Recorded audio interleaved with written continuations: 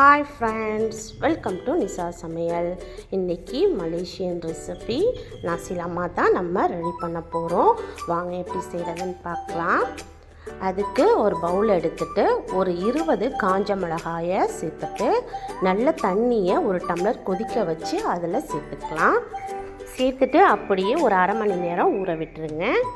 நான் அரைப்படி அரிசி எடுத்து கழுவிட்டு ஒரு 10 நிமிஷம் ஊற வச்சு ஒரு குக்கர் பாத்திரத்தில் சேர்த்துக்கிட்டேன். அரைப்படி அரிசிக்கு ஒரு படி தேங்காய் பால் தண்ணி ரெண்டையுமே கலந்து அதில் ஊற்றிக்கிறோம். பெரிய பல்லாரியாக இருந்துச்சுன்னா அதில் பாதியை நீல வாக்கில் கட் பண்ணி அந்த தேங்காய் பாலில் சேர்த்துக்கோங்க.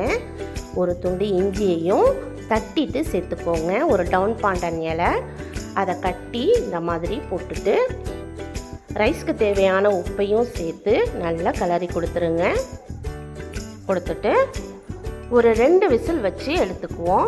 இதில் எண்ணெயெலாம் ஊற்ற தேவையில்லை. இந்த ரைஸில் தேங்காய் பால்லாம் சேர்த்துருக்கிறதுனால வெறுமனே சாப்பிட்றதுக்கு ரொம்பவே சூப்பராக இருக்கும். இப்போ அடுப்பில் வச்சு 2 விசில் வச்சுட்டு ஒரு 10 நிமிஷம் கழித்து கிளறி கொடுத்து ரெடி பண்ணி வச்சுக்கோங்க. மிக்ஸி ஜார் ஒன்று எடுத்துகிட்டு அதில் பெரிய சைஸ் பல்லாரியாக ஒரே ஒரு பல்லாரியை நீலவாக்கில் கட் பண்ணி சேர்த்துக்குவோம். ஒரு 5-6 பல் பூண்டு, ஒரே ஒரு தக்காளியை ரஃபாக கட் பண்ணி சேர்த்துருக்கேன். சின்ன நெல்லிக்காய் சைஸ் புளி. இப்போ நம்ம ஏற்கனவே ஊற வச்சுருந்த மிளகாயையும் இதில் சேர்த்துக்கலாம். தண்ணி இல்லாமல் சேர்த்துக்கோங்க. லைட்டாக அரைச்சி பார்த்துட்டு தண்ணி பத்தலைன்னா மிளகாய் ஊற வச்ச தண்ணியையே கொஞ்சம் கொஞ்சமாக சேர்த்து நல்ல பேஸ்ட் பதத்துக்கு இந்த மாதிரி அரைச்சி எடுத்துக்கணும். எடுத்துட்டு இதை ஒரு ஓரமாக வச்சுக்கலாம்.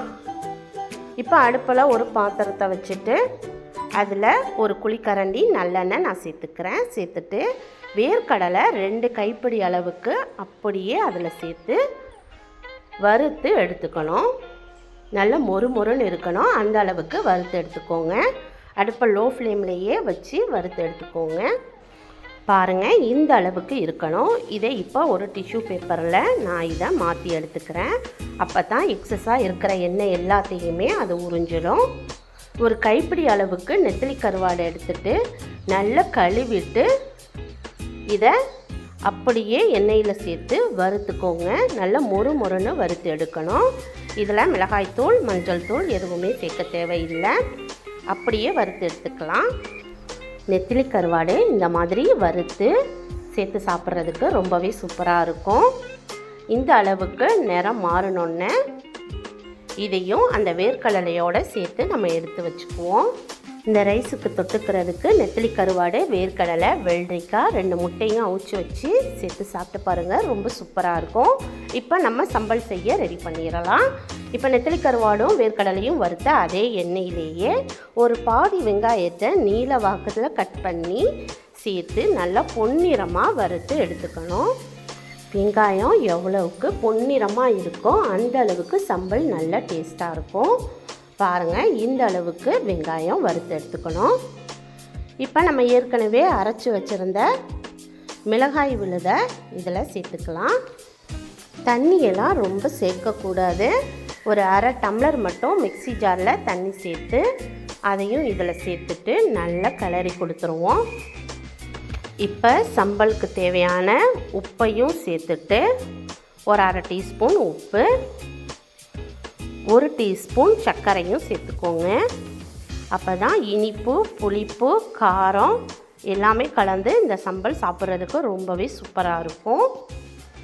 இப்போ இதில் ஒரு மூடியை போட்டு ஒரு 10 நிமிஷம் கொதிக்க விட்டுட்டு காட்டுறேன். பாருங்கள், எண்ணெயெல்லாம் நல்லா சூப்பராக பிரிஞ்சு வந்திருக்கும். அவ்வளோதாங்க, சம்பல் ரெடி ஆகிடுச்சு. இந்த மாதிரி எண்ணெயெல்லாம் பிரிஞ்சு வரணும். இதுதான் கரெக்டான பதம். இப்போ அடுப்பை ஆஃப் பண்ணிவிட்டு இதை ஒரு பாத்திரத்துக்கு நம்ம மாற்றிக்கலாம். அவ்வளோதாங்க, நம்ம மலேசியன் ரெசிபி நாசி லெமாக் ரெடி ஆகிடுச்சு. இப்போ நான் எல்லாத்தையும் காட்டுறேன். முட்டை வேக வச்சுருக்கேன், வெள்ளரிக்காய் கட் பண்ணியிருக்கேன், சம்பளம் ரெடி பண்ணியாச்சு, நெத்திலி கருவாடு, வேர்க்கடலையும் வறுத்துட்டோம், ரைஸும் ரெடி ஆகிடுச்சு. இப்போ நான் ஒரு தட்டில் உங்களுக்கு ரெடி பண்ணியும் காட்டுறேன்.